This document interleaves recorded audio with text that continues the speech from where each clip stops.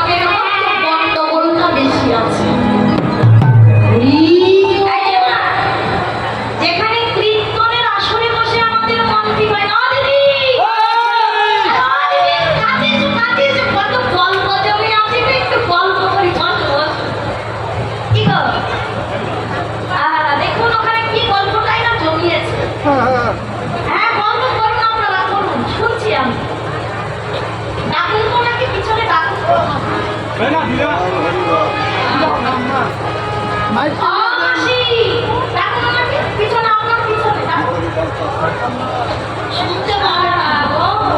দেখেছেন কোন ধ্যানে এরা মগ্ন আছে? এতক্ষণ থেকে জেগে যাচ্ছি, ওরা এখনো কিন্তু বুঝতে পারে নাই, এখনো বোঝে। তাহলে এদের কীর্তনের আসরে এসে যেখানে মন ঠিক হয় না, একবার ভাবুন তো কীর্তন আসর থেকে বেরোলে এদের মনের অবস্থাটা কেমন হয়? কি গো? হ্যাঁ? কীর্তন আসরে এসে যত সব রাজ্যের গল্প এদের মনে পড়ে যায়। তাহলে কীর্তন আসর থেকে বেরোলে কি হবে বোঝাই যাচ্ছে। তাহলে বাবা, মন ঠিক করা কি এত সহজ? সকলেই তো বলছি তিলকমালা নিরামিষ কিছুই খেতে হবে না, প্রেম করো।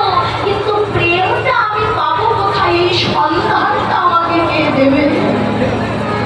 প্রেমটা তো আর বাজারে কেনা কোনো দ্রব্যমূল্য নয় যে দোকানির কাছে গিয়ে বললাম, হ্যাঁ গো দোকানি 1 কেজি প্রেম দাও, আমি ভগবানের সেবায় লাগাবো। তাহলে প্রেমটা আমি পাবো কোথায়? বলে ভালোবাসা কারো হয়ে গতি আঁকা হয়,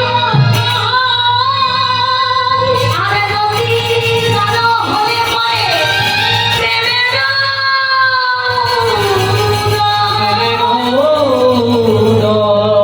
প্রেমের সার মহাভাব জানি, আর মহাভাবের মূলটি আমার রাধা,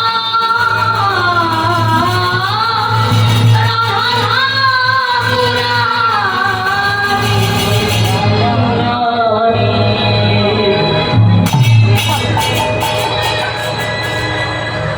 এই যে বাবা বলছে প্রেমটা যদি পেতে হয়, বলছে দোকানে গেলে তুমি পাবে না, সর্বপ্রথম বলছে ভালোবাসা।